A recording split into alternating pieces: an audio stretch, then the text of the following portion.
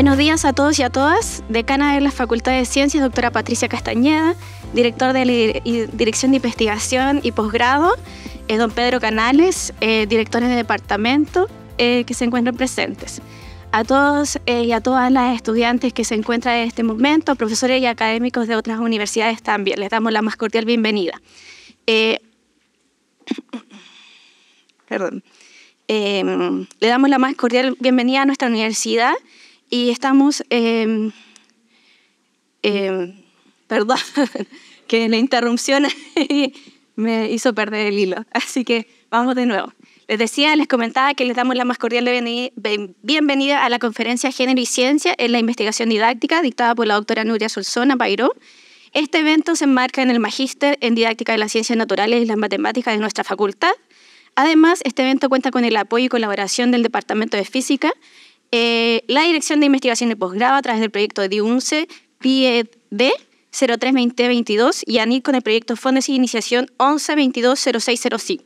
A continuación, la decana de la Facultad de Ciencias dará algunas palabras y presentará a la doctora.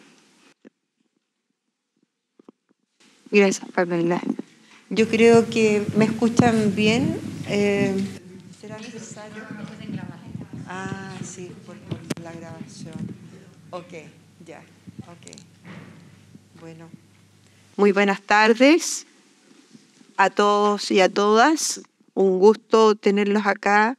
Muy buenas tardes, Nuria. Buenos días todavía, creo.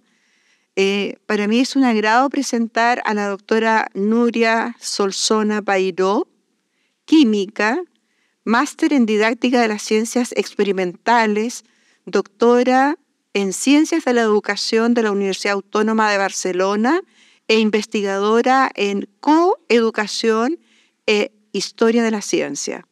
Es miembro del grupo de trabajo interdisciplinar del proyecto Plurales, Educación en Igualdad. Autora de numerosas publicaciones sobre estas materias y sus trabajos son referencia en formación para incorporar la coeducación en las aulas. A partir de la ausencia de las mujeres en la historia de la ciencia y su invisibilización, denuncia la falta de incentivos para que las estudiantes opten por las carreras de tecnología y ciencia. También reivindica el reconocimiento del saber científico de las mujeres relacionado con las tareas del cuidado que históricamente le han sido encomendadas. Propone cambiar el contexto de aprendizaje de la química, sustituyendo el laboratorio escolar por lo que ella denomina una cocina-laboratorio, buscando la inclusión en el conocimiento escolar de los saberes tradicionalmente adjudicados a las mujeres y asociadas al cuidado. Así lo plantea en trabajos como La química de la cocina. Entre otras publicaciones, Nuria también es autora de Ni princesas ni piratas, un libro de ayuda a educar a niños y niñas en libertad a través de la coeducación, promoviendo la igualdad de oportunidades y alejándolos de los estereotipos. Sin más que agregar, les dejo con la doctora Nuria Solsona. De mi parte le agradezco su presencia, le doy la más cordial bienvenida y qué decir que es un tremendo agrado conocer a una investigadora como tú, Nuria. Muchas gracias por estar acá. Muchas gracias. Con ustedes y poder hablar de ese tema que nos apasiona tanto, que es género y ciencia en la investigación didáctica. Me da un poquito de susto estar aquí hablando con ustedes cuando hay profesoras tan cualificadas como Carolina, Joana o Ana María que podían estar dando más o menos la conferencia que yo les voy a dar, pero voy a intentarlo. En primer lugar, me gustaría justificar el título. ¿Por qué digo una contradicción detectada con solución? Si ustedes reflexionan brevemente sobre la educación científica, se darán cuenta de que intentamos ofrecer un tipo de educación que tenga en cuenta las características personales e individuales de cada una de las estudiantes y los estudiantes que están en la clase. Pero no tenemos en cuenta la primera diferencia que hay entre un chico y una chica. Y es que al nacer se atribuye un sexo en función de los genitales y se dice, es un chico, es una chica. Y a partir de ese momento se continúa caracterizando el comportamiento, las expectativas, las iniciativas esperadas de aquella criatura en función de esa primera asignación que se le ha hecho al nacer. Y eso no lo tenemos en cuenta en las aulas, no lo tenemos en cuenta en los salones de clase. Tenemos en cuenta diferencias culturales, de origen social, pero nunca tenemos en cuenta la diferencia entre tener chicos y chicas. Es por eso por lo que digo, una contradicción detectada, porque es una contradicción que sepamos que hay esta diferencia, pero no la tengamos en cuenta. Yo les voy a proponer soluciones para que eso pueda avanzar. Vale. Intentaré hablar, en primer lugar, de los objetivos de la educación superior. En segundo lugar, los primeros desafíos y alcances en investigación didáctica de las ciencias experimentales y género. Y en tercer lugar, de las proyecciones de cómo podemos seguir avanzando en educación científica, en didáctica de las ciencias experimentales y género. El objetivo de la educación científica, una de las características fundamentales, que siempre nos vanagloriamos de hacerlo, es el rigor científico. Pero resulta que no tenemos en cuenta esa primera diferencia que yo les hablaba entre chicos y chicas. Por lo tanto, estamos fallando en el rigor científico. Debemos avanzar en una perspectiva en la cual el género sea el eje transversal de todas las investigaciones. Es decir, no puede haber investigaciones didácticas sin perspectiva de género. Esta mañana lo estábamos hablando con Carmen. Si no introducimos la perspectiva de género, hay cosas que no las podemos ver.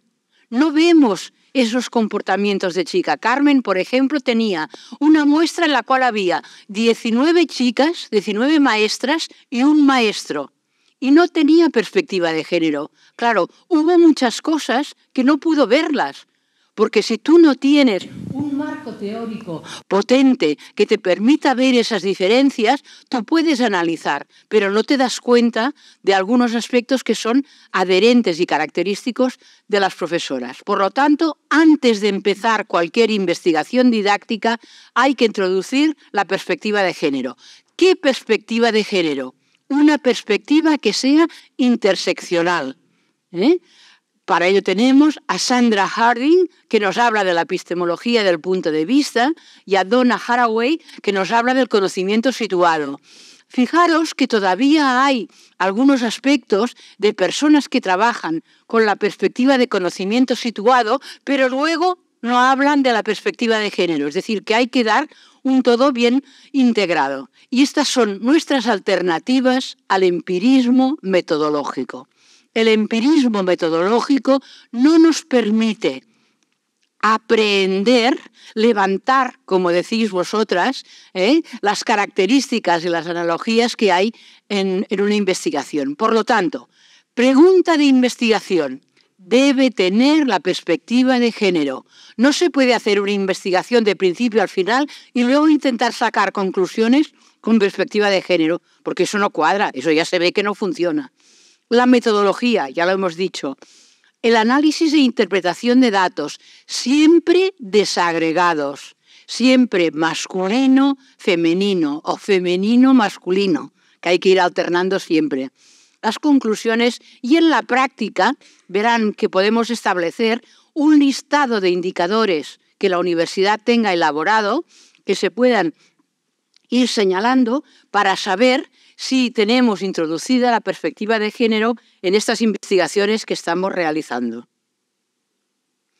Este género interseccional interacciona con estas ciencias experimentales que estamos trabajando, pero no para hacer una reflexión única y exclusivamente teórica. Tenemos que hacer actividades y acciones en el mundo. Nuestra investigación de género no es única y exclusivamente teórica, sino que tiene una parte práctica y de acción en el mundo.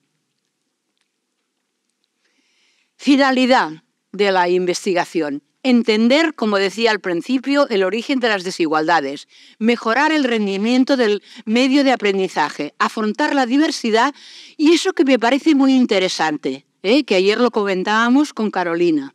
En el estudio PISA 2007 en Europa se vio que estas subcategorías o competencias científicas, como la identificación de temas científicos, la explicación de fenómenos, o la utilización de evidencias, aún son mejores los resultados en las chicas que en los chicos.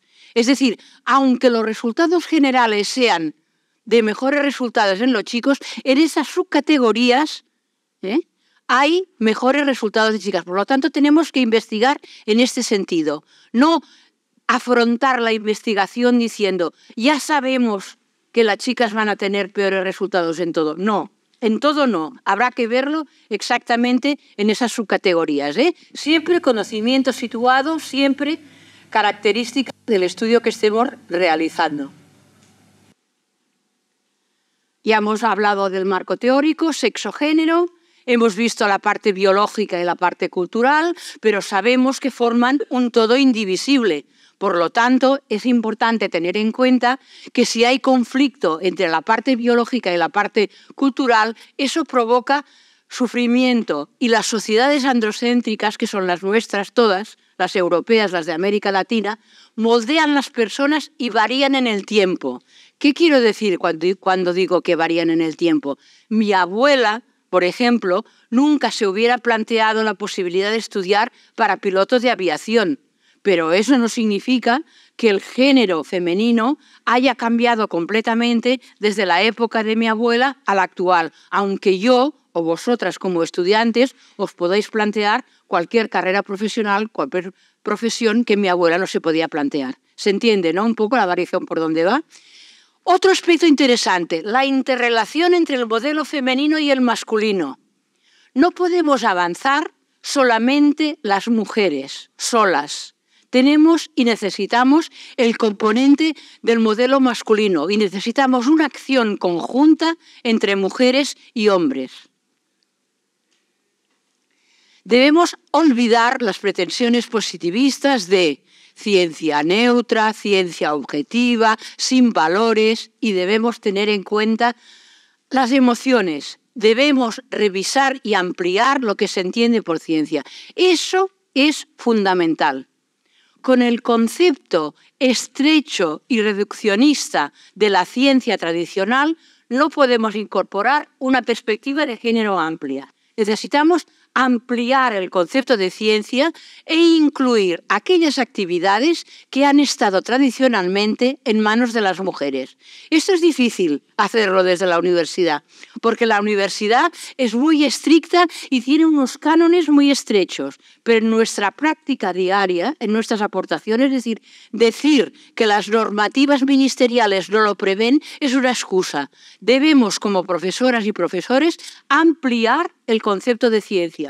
Y vosotras, como estudiantes, debéis de alguna manera reclamar que ese concepto de ciencia que se trabaje en clase sea lo más amplio posible.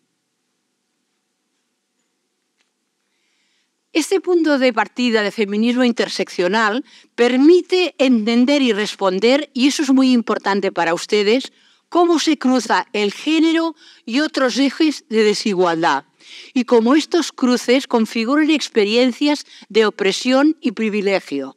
Debemos trabajar con un marco conceptual que tenga en cuenta el sexo-género, como hemos hablado, la clase social, los grados de funcionalidad y el origen étnico y cultural. Ustedes tienen sociedades originarias con saberes ancestrales que deben de alguna manera recoger e incorporar en ese concepto de ciencia amplio que estamos trabajando.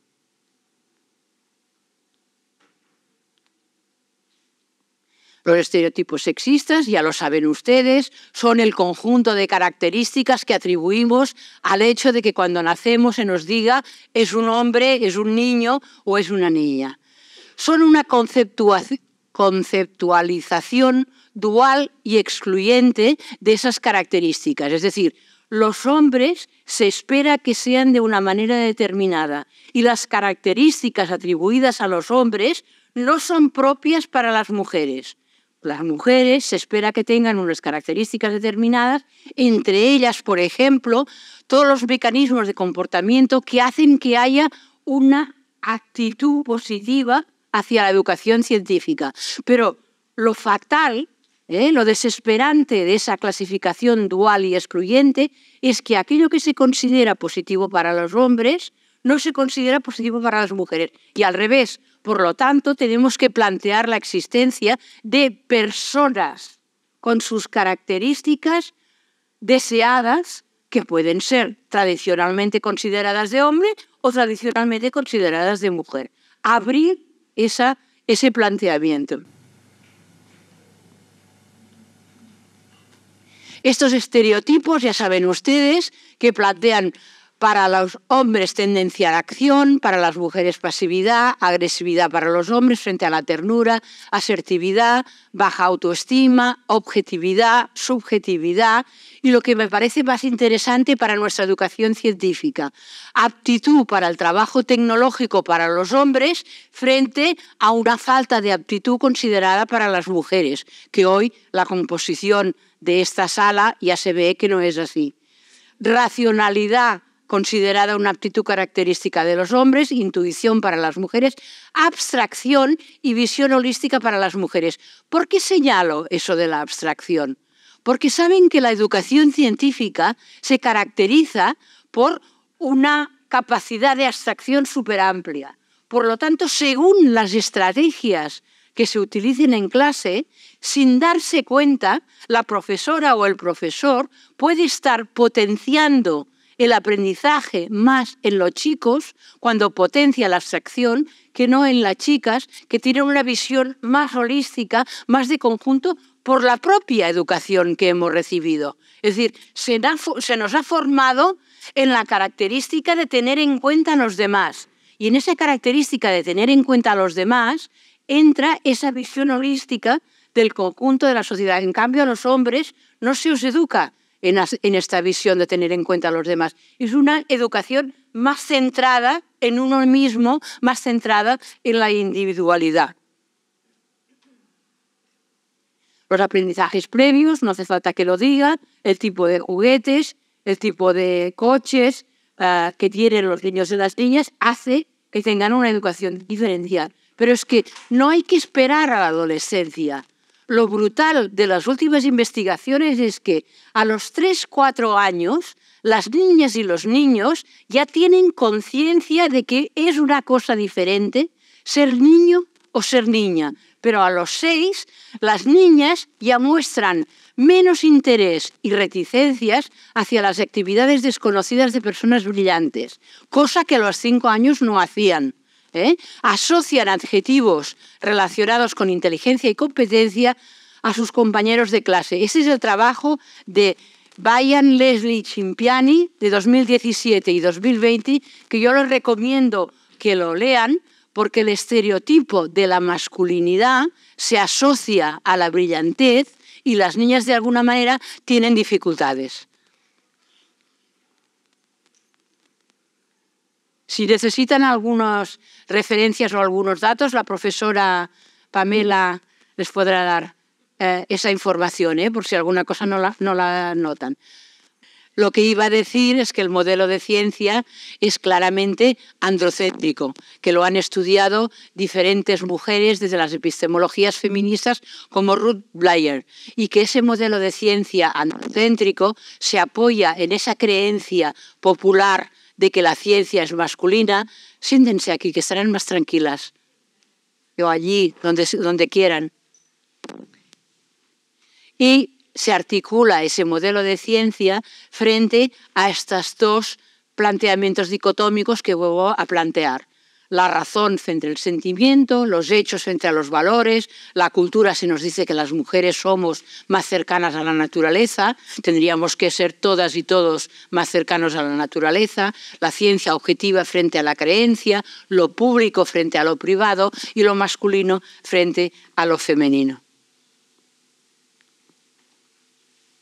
La comunidad científica. no sé cómo tienen los datos ustedes aquí en la UNCE, pero por alguna universidad que lo he podido analizar, también es una comunidad científica claramente masculina. ¿Es el caso de ustedes de aquí también?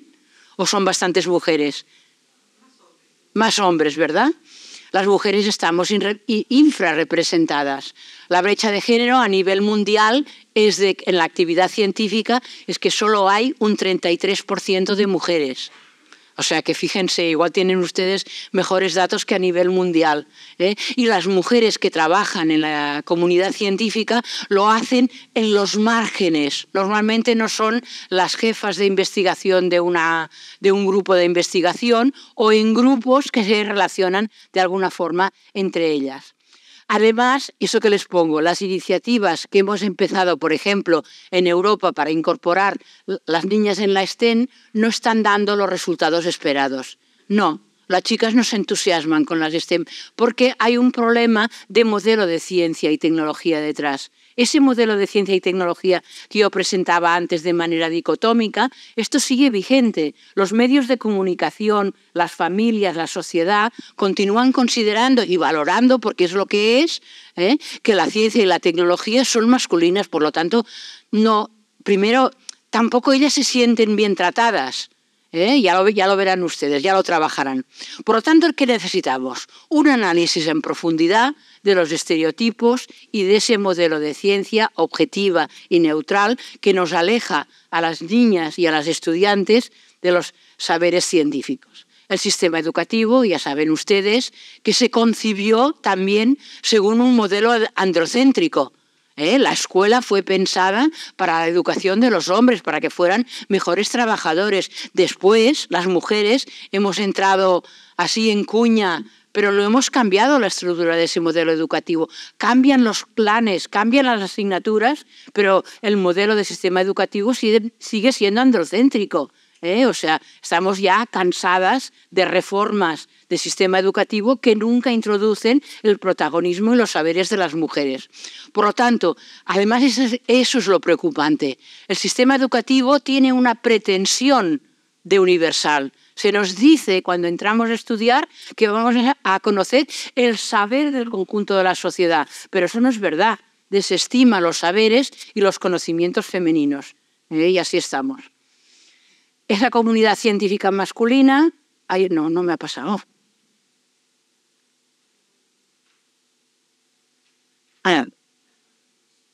Categorías de análisis femeninas de la investigación didáctica en ciencias experimentales. Pues podríamos buscar muchas, pero tenemos el modelo de ciencia y de historia de la ciencia que es androcéntrico, el currículum para ver si incluye o no los saberes de las mujeres, como por ejemplo, como presentaba usted en la presentación, la química de la cocina o la tecnología de los tejidos, el material didáctico que se utiliza, los libros, las ilustraciones. En España, por ejemplo, en un análisis que hemos hecho de los libros escolares de texto, las mujeres no pasan del 12% de las imágenes. Tendrían que ver ustedes aquí en Chile cómo lo tienen, sería interesante. Porque eso es un modelo de imitación y referencia.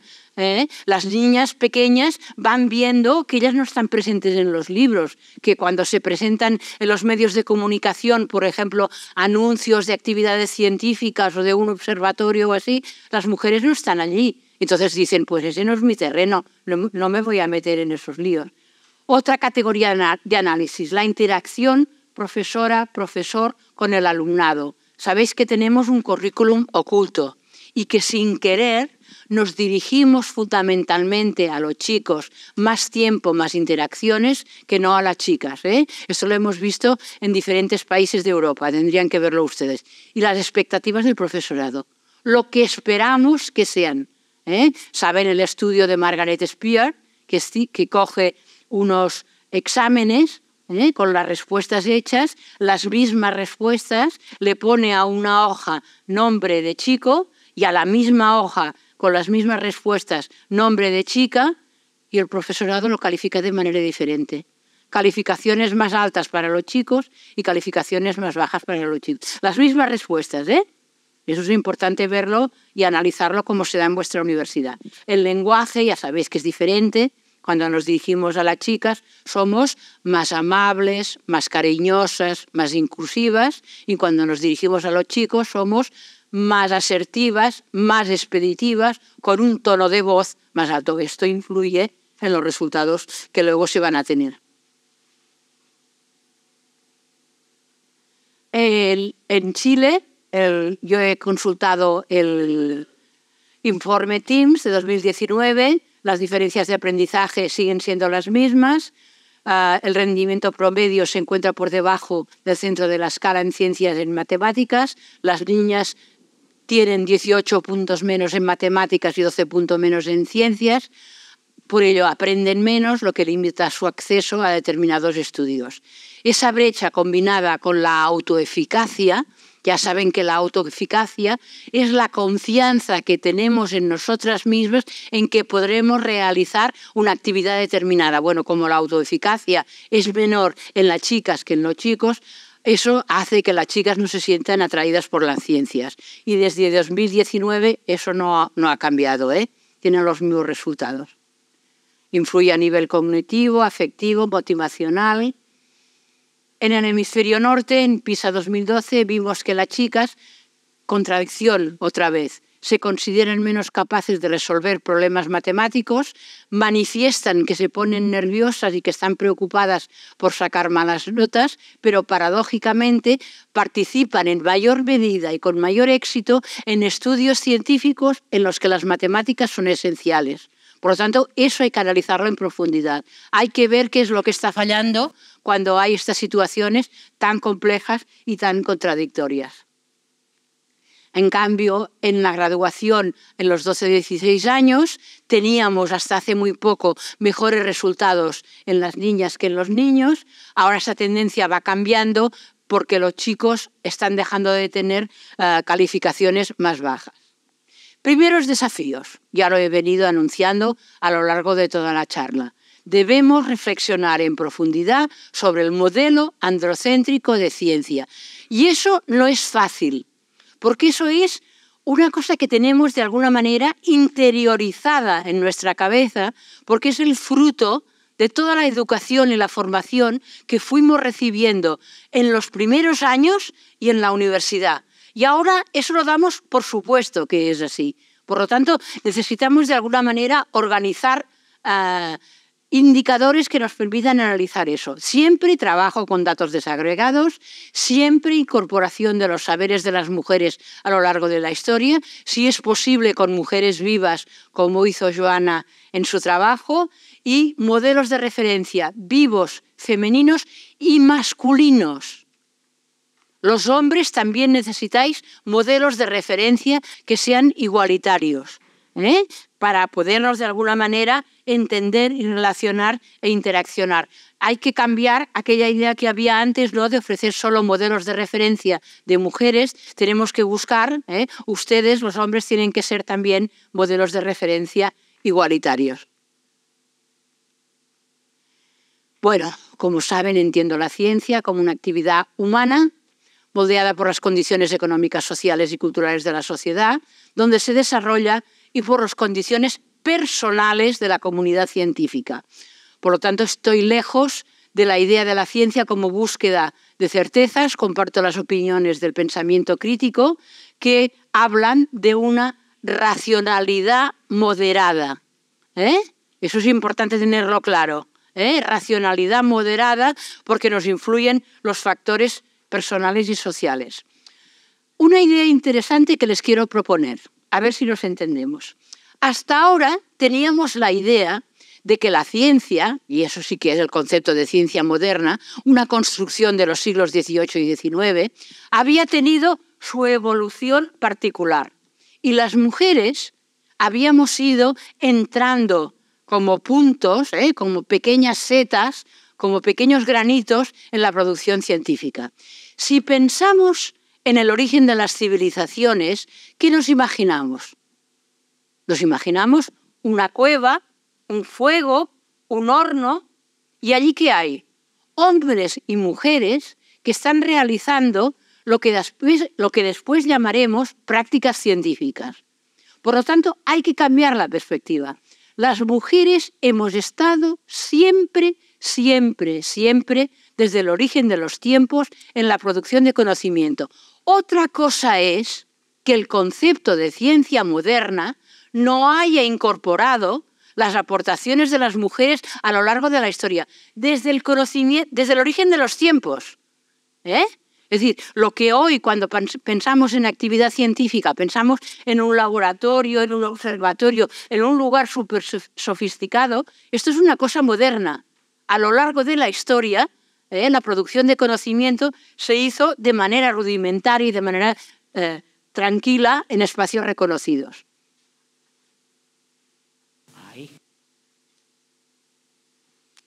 Por ejemplo, Taputi, ustedes la conocen, ¿no? 1200 antes de nuestra era. Estructura cuneiforme en la piedra. Ella dice, con flores, petróleo, cálamos, ciperus, mirra y bálsamo, estoy realizando destilaciones. ¿Dónde lo hacía eso Taputi? Seguro que no tenía un laboratorio, porque era el 1200 antes de nuestra era. Por lo tanto, hay que considerarlo así. María de Alejandría, siglo III, no tendría un laboratorio. Inventó el baño María. Ustedes lo sabían, ¿no? Que el baño María viene de ella, de María de Alejandría. ¿O creían que era porque todas las mujeres somos Marías? ¿Dónde debió inventar los primeros aparatos de destilación? El tribicos y el querotaquis. Seguro que no tenía un gran laboratorio. Seguro que tenían, pues en fin, unos galpones, una organización con unos tubos, con una utilería, y allí hizo esas primeras investigaciones. ¿Les va cambiando un poco la perspectiva? Las primeras colecciones de hierbas que se recopilaron, que se hicieron en grandes laboratorios, en grandes organizaciones, pues no, tendrían pues sus secaderos, tendrían su manera de recoger las plantas, hicieron las primeras colecciones. Y ahora viene la guinda de todo lo que estamos hablando. ¿Conocen ustedes la conjetura Zaslavsky? No la conocen, ¿no? ¿Saben que en las cuevas, en España, cuevas de Altamira, en Francia, cuevas de Lascaux, han encontrado unos huesecitos, que hace mucho tiempo que los tenían, pero no se los habían mirado bien, que tienen marcados 9 señales en el hueso? ¿Quién podía tener interés en conocer cuando pasaban 9 unidades de tiempo que podían medir por la luna? Una mujer embarazada. Y han encontrado otros huesecillos en los que vienen marcadas 28 o 29 secciones. ¿Quién podía estar interesada en saber cuándo habían pasado? Otra mujer. Por lo tanto, no lo podremos demostrar nunca, pero nos tenemos que plantear, ¿podría ser que las mujeres fueran las primeras matemáticas de la historia? Claro, podría ser. Conjetura Zaslavsky. Encontrarán información en Internet.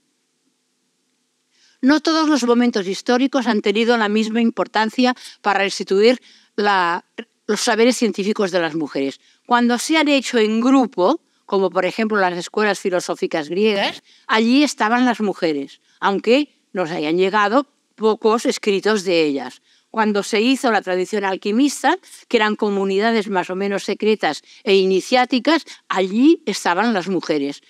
Por lo tanto, cuando ha sido de manera distinta, las mujeres hemos estado presentes en la producción. ¿Por qué pasa eso? Porque para saber, para construir conocimiento, es necesaria la participación radical en primera persona. Se necesita hacer algo, reflexionar sobre aquello que se está haciendo y tomar distancia y de alguna manera pensarlo, escribirlo o referenciarlo. Eso lo han hecho los hombres y las mujeres a lo largo de la historia. Siempre hemos estado presentes, una cosa distinta es que nos hayan cancelado nuestros conocimientos. Las mujeres y los hombres hemos ocupado y ocupamos espacios diferentes en la vida, en la sociedad. Por lo tanto, hemos producido conocimientos diferentes. Se trata de buscar cómo unir, cómo congeniar, cómo interaccionar estos saberes de las mujeres y estos saberes masculinos. Las primeras tradiciones perfumistas, culinarias, de cuidado, requieren un cambio epistemológico. Es decir, si miramos lo que han hecho las mujeres a lo largo de la historia con nuestra mirada, de alguna manera tradicional, de la ciencia que se nos había enseñado hasta ahora, no podremos recoger los saberes de las mujeres. Hay que hacer ese cambio epistemológico que yo les estoy pidiendo, que no es fácil de hacer a veces. Bueno, utilizar una perspectiva feminista en investigación implica cuestionar el proceso de producción de los conocimientos en sí mismo, a todos los niveles, y su anclaje en las realidades sociales de las mujeres, como grupo históricamente postergado, invisibilizado y dominado por las aproximaciones masculinas a la ciencia. Una concepción de conocimiento, como les decía antes, considerada actividad lógica, neutral, objetiva, de verdad absoluta, descubierta por hombres geniales y desinteresados en constante progresión, con un método científico cerrado, con un estatuto de casi infalibilidad, rasgos asociados al hombre blanco de clase media europea, no permite avanzar en la educación feminista. Es necesario un concepto de ciencia entendida como construcción social subjetiva, abierta a todos los grupos, con avances y retrocesos, dependiente de los conceptos sociales y con visión inclusiva. Voy repitiendo algunas ideas de manera más ordenada. ¿Cómo podemos cambiar el modelo de ciencia? Ofreciendo modelos de científicas inventoras, historias de vida, modelo de imitación, utilizando un lenguaje diferente y haciendo una observación triangular para saber cómo interaccionamos con nuestro alumnado. Las expectativas del profesorado normalmente asocian inteligencia con esfuerzo y ya hemos visto que eran más favorables a los hombres, a los chicos. Debemos trabajar con una ciencia escolar con valores, entendiendo que la socialización primaria se produce en casa, en la familia, pero la secundaria se produce en la escuela, que hay diferencias de género, que debemos explorar los modelos mentales del profesorado y cambiar el contexto de aprendizaje de la física y la química. Los aspectos didácticos básicos, ya los conocen ustedes porque los trabajan en sus asignaturas, son la contextualización del aprendizaje, la interacción entre iguales, la comunicación y la autoevaluación. Saberes científicos de las mujeres. ¿Han manejado ustedes este concepto? Más o menos sí o más o menos no. Más o menos no. A ver, las mujeres han tenido dos tipos de saberes. Los saberes asociados a la ciencia y a la tecnología, en los que han coincidido en los momentos que se elaboraban, pero que han estado en la periferia. Pero después las mujeres también han desarrollado saberes asociados a los cuidados, al autocuidado y al cuidado que sostiene la vida. ¿Qué pasa con estos saberes científicos femeninos? Pues que tienen características que son diferentes de los saberes académicos. Son orales, son empíricos. Si no, pregúntenle ustedes a su madre o a su abuela, ¿cómo aprendiste a hacer el pastel de choclo? Y te dicen, pues mirando cómo se hacía. No hay una estructura de investigación. Son saberes empíricos, implícitos, pero muy importantes porque sirven para tomar decisiones. Dependen del contexto físico y sociocultural. Agrupan experiencias, cosa que hacen también los saberes científicos de las disciplinas oficiales. Regularidades, leyes, valores. Priorizan algunas variables e interacciones que no coinciden con las de la comunidad científica. Y lo que es más importante, están ligados a valores, con lo cual cuesta de incluirlos entre los saberes científicos tradicionales. Decíamos eso, ¿no? Que las mujeres con su sabiduría han contribuido a la supervivencia y al progreso de la humanidad. Las comunidades migrantes que tienen ustedes en estos momentos en Chile también tienen un problema de supervivencia. Estos saberes de las mujeres a veces han coincidido con el saber oficial, pero en la mayoría de los casos han circulado al margen.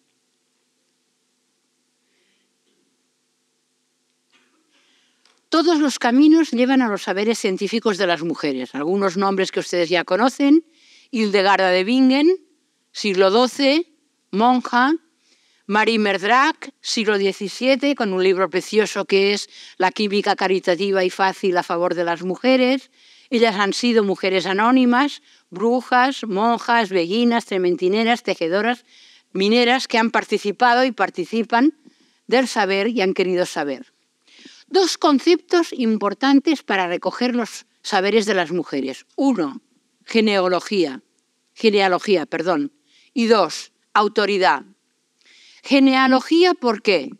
Porque nos interesa, me voy a caer, Lucille, porque nos interesa coger de ese flujo de saberes que ha habido a lo largo de la historia de las mujeres, coger esa línea de continuidad, no entender los saberes de las mujeres como saberes aislados, una en el siglo XV, otra en el siglo XVII, recoger toda esa genealogía, establecer una línea de continuidad entre las científicas del pasado para visibilizar contextos de creación femenina. Y aquí les voy a sugerir que entren en la página web de ese grupo de investigación, Women's Legacy, el legado de las mujeres. Es un proyecto que tenemos de 4 países europeos en los cuales estamos elaborando cómo introducir los saberes científicos, culturales, literarios, musicales, de todo tipo de disciplinas, geográficos, en los currículums de secundaria, pero no como un añadido al final, cuando se ha terminado el tema, y luego se pone la floritura de decir, y ahora vamos a hablar de Marie Merdrac, sino introduciéndolos en el momento de trabajar lo que se esté trabajando en aquel momento en la disciplina. La autoridad, ya lo conocen ustedes, el concepto de autoridad, ¿no?, que es distinto de poder.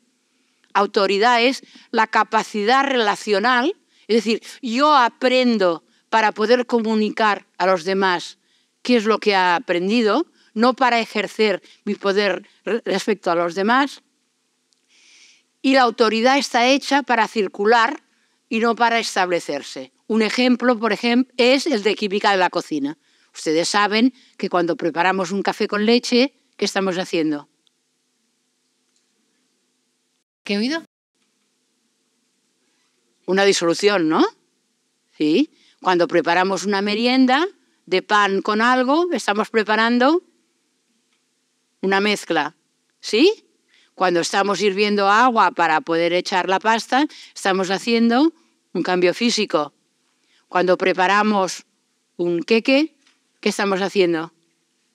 Un cambio químico, porque utilizamos normalmente levadura. Pues todos estos son saberes de las mujeres que han tenido autoridad, que la ciencia oficial no los recoge y que nosotras podemos de alguna manera recoger.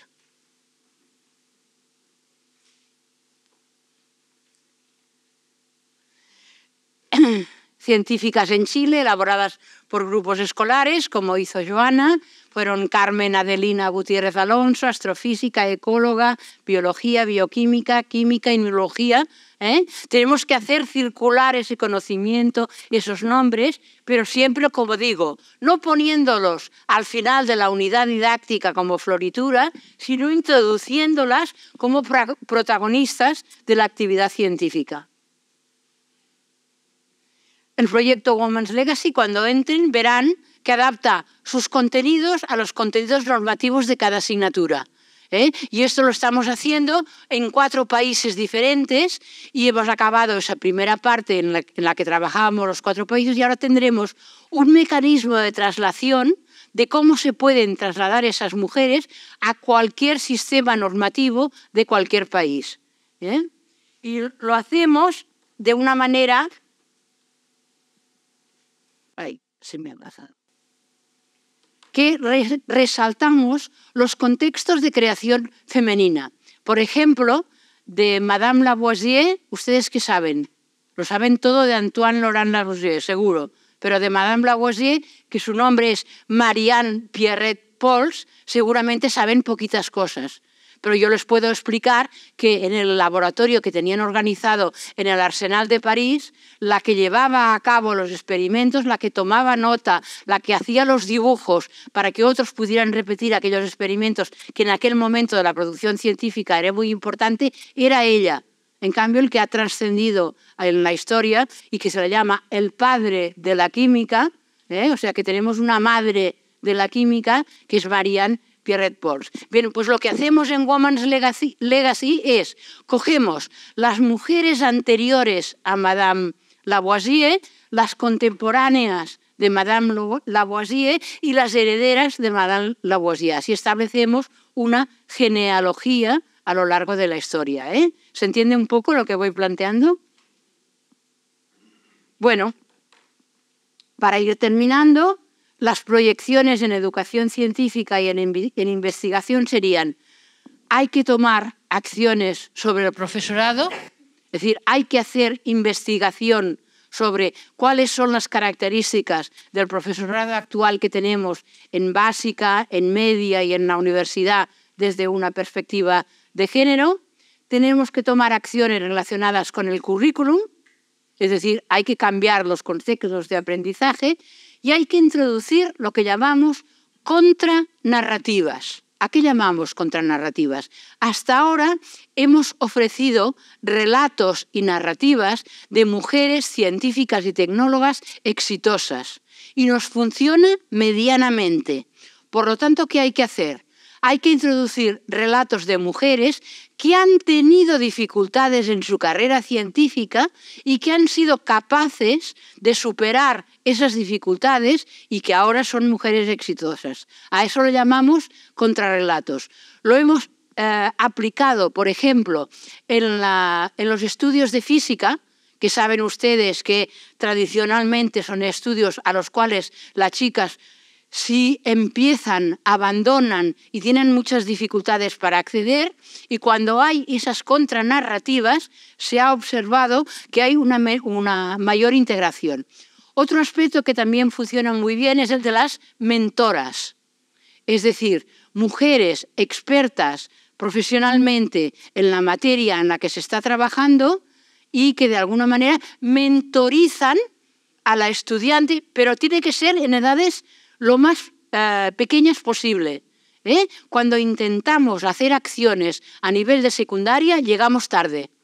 Las chicas ya han decidido lo que quieren estudiar, ya tienen en su cabeza, ¿no?, la idea aquella de la brillantez asociada a la masculinidad. Por lo tanto, en Barcelona, por ejemplo, se están haciendo acciones de intentar potenciar la formación informática con criaturas de 4, 5 y 6 años para ver un poco si se pueden de alguna manera analizar o estabilizar mejor estas formaciones. Bien, esto es lo que les quería contar. Muchas gracias por su atención y quedo a su disposición para las aclaraciones que consideren oportunas. Gracias.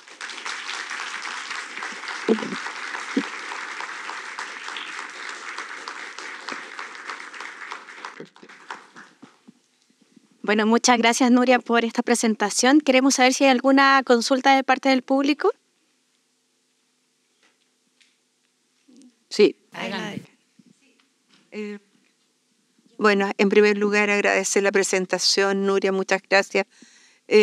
Yo quisiera saber cómo les ha ido con los cambios de currículum, porque, claro, una cuestión es el ámbito académico, universitario, en donde si bien es cierto, no es tan fácil hacer cambios, como tú lo mencionabas, pero somos una comunidad que nos conocemos en general, todas las universidades más o menos tienen un mismo estilo de trabajo, pero cuando hacemos el salto entre la academia y los ministerios, particularmente los de educación, ¿cómo han logrado ustedes y cuál ha sido la experiencia para modificar currículum escolar a nivel de ministerio?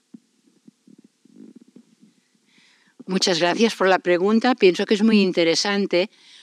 Supongo que estaremos de acuerdo en que las normativas curriculares son eso, normativas. grandes cajas en las cuales la libertad de cátedra que tiene cada profesor y cada profesora puede de alguna manera adaptarla a lo que considere que son actuaciones más cercanas a la realidad de su alumnado. Mi experiencia es muy clara. Cuando hay apoyo financiero y económico, los cambios curriculares van hacia adelante. En España estamos trabajando, y creo que ustedes también, con una visión competencial. Entonces, al trabajar con una visión competencial, no es tanto la definición de cambio químico y la definición de cambio físico, sino saber reconocer en fenómenos naturales cuando hay cambios físicos y cambios químicos. Por lo tanto, aquí, la cocina, en esa visión competencial, tiene una gran aplicación.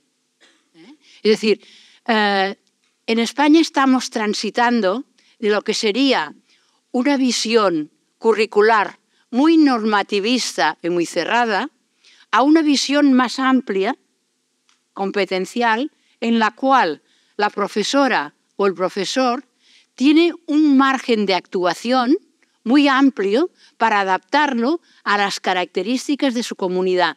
Era el título de mi conferencia, una contradicción detectada y con soluciones.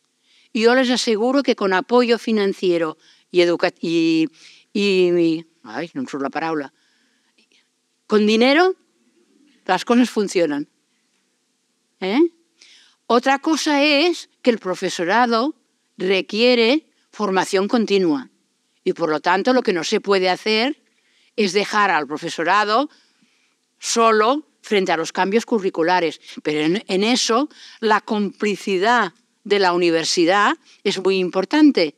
Pero para que la universidad pueda ser cómplice de estos cambios curriculares, primero tiene que cambiar sus currículums universitarios.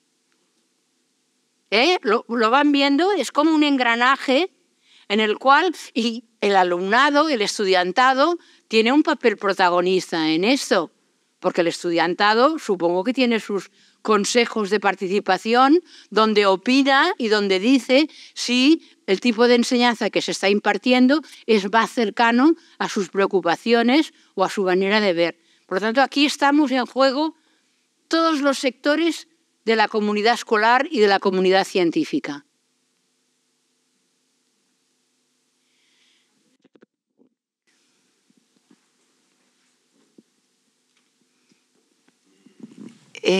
Buenas tardes ya, debe ser hora de saludar de esa manera. Bueno, muy interesante el marco teórico que están desarrollando. Yo quisiera ahora situarme en el aula, en un aula mixta con, bueno, niños con su tipo de pensamiento científico y niñas también, como tú lo señalabas. ¿Qué experiencia tienen en las aulas respecto de esta especie de complementariedad del niño que es más abstracto, como tú decías, con la niña que tiene otro tipo de acercamiento al aula? ¿Qué experiencia, tal vez exitosa o no sé, en proceso, tienen en relación a digamos, al respeto de los niños por el conocimiento de las niñas y al revés? No sé si queda clara la pregunta. Sí, la pregunta es muy clara. Muy difícil de poder. No, es muy clara. Sí. A ver si estamos de acuerdo. Las niñas y los niños, ¿sí?, son muchísimo más comprensivos e interesados en todo tipo de conocimiento que las personas.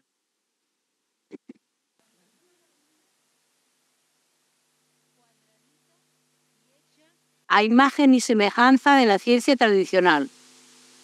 Yo, en mis clases, cuando hacía química de la cocina, por ejemplo, que lo hacía en secundaria, en estas edades de 15 y 16 años, no sé si es lo mismo en Chile que en España, pero los niños son cocinitas.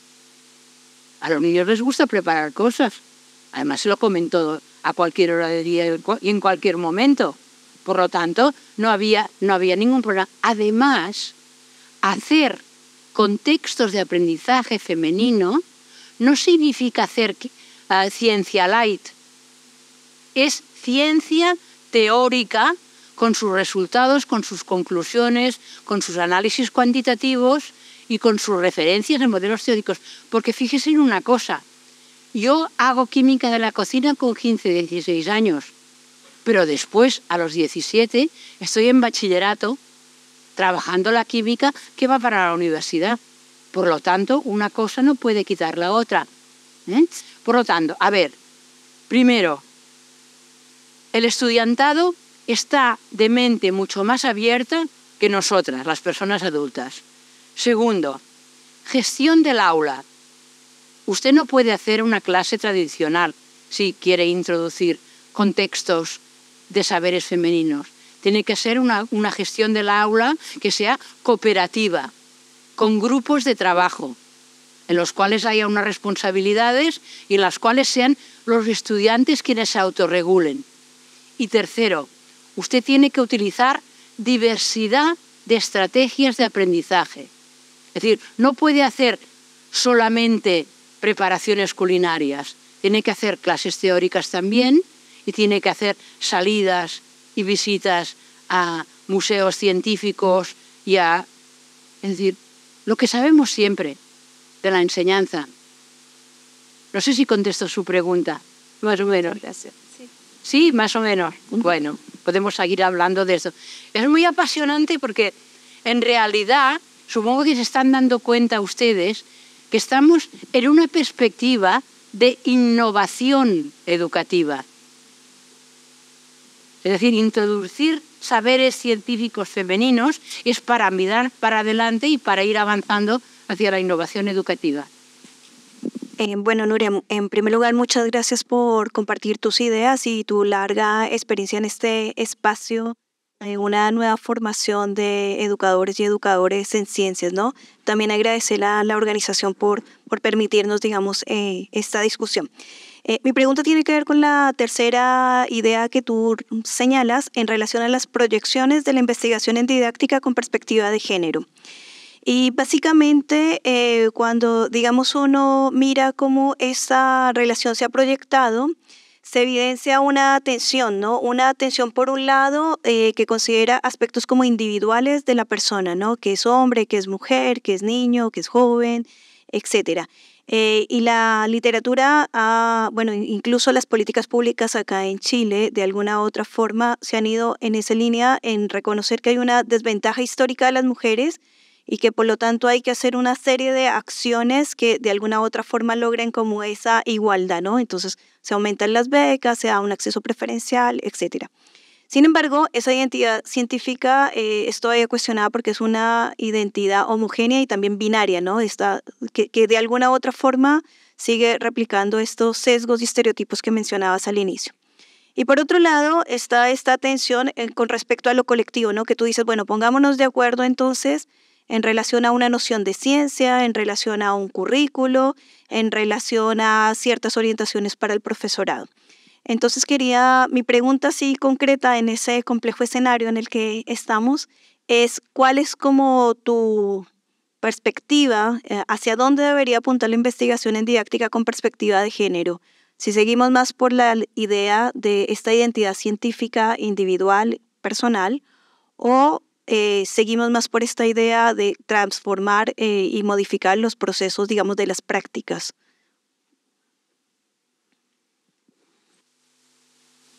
Resulta difícil decir que puede ser prioritario. Yo creo que sabemos tan poquito de lo que pasa y de lo que hay en la cabeza de las personas que aprenden y de lo que hay en la cabeza del profesorado. Yo creo que nos falta todo. Por ejemplo, con Carolina hablábamos ayer del tema del modelo de ciencia. ¿Qué sabemos del modelo de ciencia que hay en la cabeza de nuestras profesoras y nuestros profesores? Tenemos unas descripciones más o menos de la literatura, de la investigación, de la reflexión epistemológica, pero ¿sabemos exactamente cuáles son las convicciones epistemológicas que hay en la cabeza del profesorado, qué modelo de ciencia tiene, qué activa, qué considera prioritario poner el acento cuando está en clase, no lo sabemos. Prácticas educativas. ¿Qué sabemos de las prácticas educativas del profesorado? Poquito. Allí hay una frase que dice, cada maestrillo tiene su librillo, ¿no? Cada profesora y cada profesor ha encontrado a lo largo de su experiencia profesional una manera de acercarse a la sala de clase y al estudiantado que está insuficientemente caracterizado. Yo creo que cualquier propuesta de investigación que hagamos será interesante. Pero me estoy dando cuenta por lo que estoy hablando, de cuestiones que combinan lo individual con lo colectivo. Es decir, es complicado, ¿no? Porque seguimos haciendo estudios de casos, seguimos haciendo análisis cualitativo, pero nos interesa también poder hablar de algunas tendencias generales, de algunas regularidades para seguir investigando. Y desde luego habría que exigir que las autoridades ministeriales nos ayudaran más en este sentido. No sé si contesto tu pregunta. Era difícil, ¿eh? Es muy difícil. Yo soy Isca, soy estudiante de la Universidad Alberto Hurtado y mi pregunta está dirigida a lo que habló sobre también cómo poner énfasis en el individuo cuanto a su género, edad, etcétera, y al colectivo. Y qué pasaría en el caso de los colegios que son como solo de niños o solo de niñas. Porque yo estudié en un colegio de mujeres y era muy como centrado en el empoderamiento femenino, etcétera. Pero usted menciona que igual hay que tener como esta doble visión de tener ambos modelos por igual. Y siento que, como viéndolo ahora desde mi experiencia propia, mi colegio de mujeres, estaba muy llevado hacia solo mujeres y no hacia ambos. Entonces, ¿qué pasaría como en el caso de colegios de solo hombres o solo mujeres? Estamos de acuerdo en que requieren una investigación específica. Los colegios monogénero, ¿no?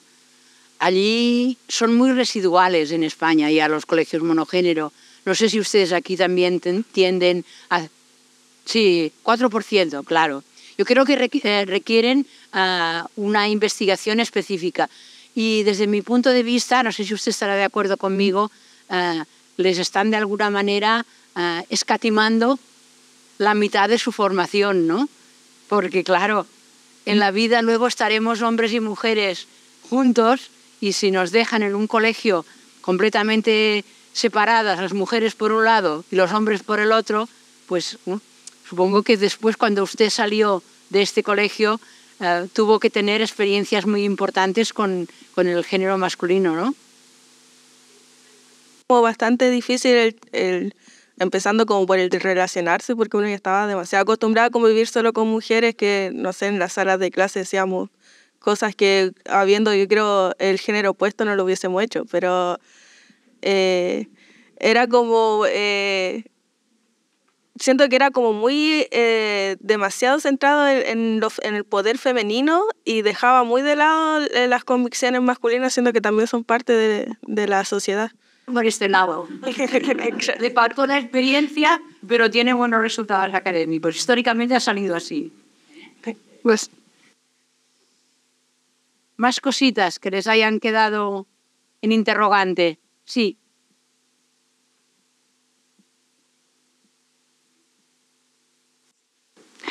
Hola, ¿se escucha bien? Hola, soy Carolina también, docente en formación de la Universidad Alberto Hurtado. Mi pregunta era, ¿cuáles son los estudios que se tienen con respecto a la valoración de la autoestima en niños y adolescentes con respecto a el impacto que como docentes tenemos en ellos dentro del aula de clase, en específico en este caso como de las disciplinas de ciencia? ¿Cuál es el impacto? En cuanto a autoestima, en cuanto a valoración. De entrada es más baja en las niñas que en los niños, en las chicas que en los chicos, y que se están, por ejemplo, hay toda una rama de la literatura que está intentando investigar en el mundo anglosajón cómo reforzar. Antes se hablaba de reforzar la autoestima, ahora ya se sabe que hay que reforzar la autoeficacia, es decir, la confianza en que serás capaz de realizar una actividad determinada, y que en este reforzamiento de la autoeficacia el papel, el rol de la profesora es fundamental, y que es en el tipo de estudios en los cuales se observa una pequeña diferencia entre el género del profesor o la profesora. Que por el profesorado, los profesores tal, discriminamos, da igual, que seas hombre o que seas mujer, si somos profesoras o profesores discriminamos igual, no hay diferencias. Solo en el caso del reforzamiento de la autoeficacia se observa una pequeña diferencia, probablemente porque las profesoras somos modelos de imitación y referencia. Y entonces cuando las estudiantes ven que tienen delante una profesora que de alguna manera gestiona, organiza, dinamiza la clase, pues eso produce un reforzamiento en las propias alumnas. Pero es el único caso, ¿eh? En lo demás somos igual de discriminatoria. Gracias. Gracias. Sí. Hola, ¿se escucha bien? Bueno, mi nombre es Mauricio, también vengo de docente de formación de Universidad Alberto Hurtado, y mi pregunta iba enfocada hacia un aula diversa. Usted habló de muchos sesgos que habían, no solo en género, entonces nos encontramos con aulas ahora en donde el sesgo no es solo género, sino también racismo, clasismo. ¿Cómo vemos el enfoque de género sumado a estos demás sesgos? Por ejemplo, estudiantes que vengan de una sociedad o de una clase social en donde el machismo sea mucho más marcado. ¿Cómo nos preparamos también para estos desafíos? Prepararnos, hacemos lo que podemos. Nosotros en España estamos teniendo precisamente un repunte de concepciones machistas entre estudiantes hombres, como novedad. Es decir, respecto a épocas anteriores en que teníamos estudiantes que eran de alguna forma más igualitarios, más inclusivos, más relacionales, estamos teniendo un repunte, incluso con resultados alarmantes, por ejemplo, en las violencias sexuales. Y, o sea, una cosa importante y seria. Los últimos estudios nos indican que a pesar de que están aumentando estas actitudes machistas y estas violencias sexuales de los estudiantes hombres respecto a las estudiantes chicas, las chicas están de alguna manera aumentando también la capacidad de detección. Es decir, que se están reforzando de alguna forma ¿no? de aquella típica situación de la parejita, que además ustedes saben que cuando hay una situación de violencia entre chicos y chicas jóvenes, normalmente el perfil de la chica joven es una chica buena estudiante, con buenos resultados académicos y que tiene un compañero chico que a lo mejor acaba siendo, pues no sé, un agresor o un abusador. Y parece que las chicas están aumentando la capacidad de detección de estas situaciones, pero es un fenómeno relativamente nuevo que no sé si aquí ha llegado ya o... Sí, también, dice Joana que sí. Por lo tanto, estamos desplegando todo tipo de estrategias, de estudios. A ver, a mí me gustaría que les quedara clara una idea. El trabajo con una perspectiva de género interseccional no se acaba nunca. Es decir, nunca llegamos a una situación en la cual decimos, ahora ya sabemos todo lo que tenemos enfrente y cómo debemos actuar. No. Dado que la sociedad cambia, dado que las personas vamos creciendo de forma diferente, la actuación que como profesionales tenemos que hacer ante estas situaciones siempre es diferente. Por ejemplo, esta mañana Carmen nos hablaba del aumento de migración que ha habido en los últimos años en Chile. Bueno, pues esa es una situación nueva a la que hay que hacer frente y para la que hay que desplegar estudios, estrategias, iniciativas y siempre, siempre, siempre, siempre, siempre inventando, avanzando e innovando. Estas son, de alguna manera, las características que yo les recomiendo que sigan. Bueno, Nuria, muchas gracias por todas tus reflexiones. Gracias a todos por su asistencia y le invitamos a seguir conversando en el café ahora. Muy bien.